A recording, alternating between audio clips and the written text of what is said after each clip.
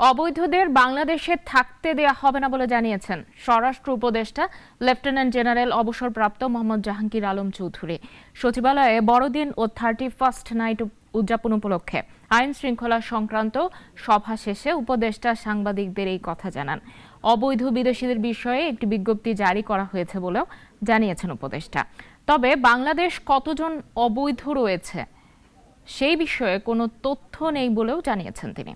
31st নাইটে আতশবাজি ও ফানুস উড়ানো নিষিদ্ধ করা হয়েছে বলেও জানিয়েছেন স্বরাষ্ট্র উপদেষ্টা। 31শে ডিসেম্বর 31st নাইট উদযাপনটা যেন ভালোভাবে হয় এবং কোনো ধরনের যেন কোনো আইন শৃঙ্খলা পরিস্থিতি কোনো ধরনের কোনো অবনতি না হয়। অনেক দেশেরই আছে, আমি কোনো দেশের নাম মেনশন করতে চাচ্ছি না, বাট কোনো দেশেরই আমরা এই অবৈধ নাগরিককে বাংলাদেশে থাকতে দিব না।